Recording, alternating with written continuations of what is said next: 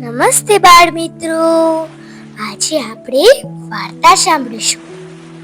તમને બધાને તો ખબર જ હશે અને તેનું નામ છે બુદ્ધિશાળી શિષ્ય.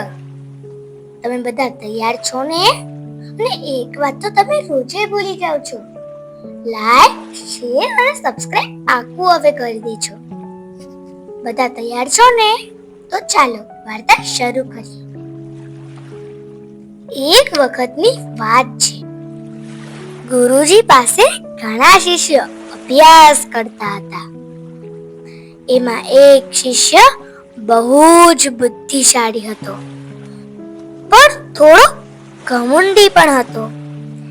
એક દિવસ ગુરુજીએ શિષ્યોને કહ્યું, ભાઈ, તમારું જ્ઞાન હવે પક્વ થઈ ગયું છે. હવે તમારું અંતિમ પરીક્ષણ છે. બુદ્ધિશાળી શિષ્યએ પૂછ્યું, ગુરુદેવ, શું કરવું પડશે? ગુરુજીએ કહ્યું, જાઓ અને એવું એક પક્ષી લાવો જેને તમે મારી સામે લાવી શકો. જીવતું કે મરેલું, પણ હું ન જાણું કે એ જીવતું છે કે મરેલું. શિષ્યએ વિચાર્યું, ખૂબ સરળ છે આ તો. તે જંગલમાં ગયો, એક નાનકું પક્ષી પકડ્યું અને ખિસ્સામાં મૂકી દીધું. પછી તે ગુરુ પાસે ગયો અને કહ્યું, ગુરુદેવ, કહો તો આ પક્ષી જીવતું છે કે મરેલું? આપણે સ્મિત સાથે કહ્યું, એ તારી બુદ્ધિ અને ઈરાદા પર આધાર રાખે છે.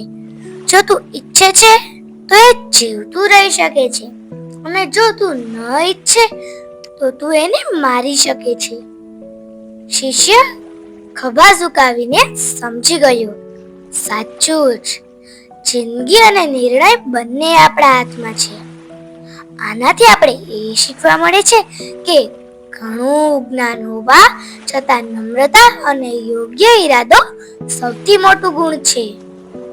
અને આવી જ નવી અને સારી વાર્તા સાંભળવા માટે મારી ચેનલને લાઈક, શેર અને સબસ્ક્રાઇબ કરી દેજો. Thank you.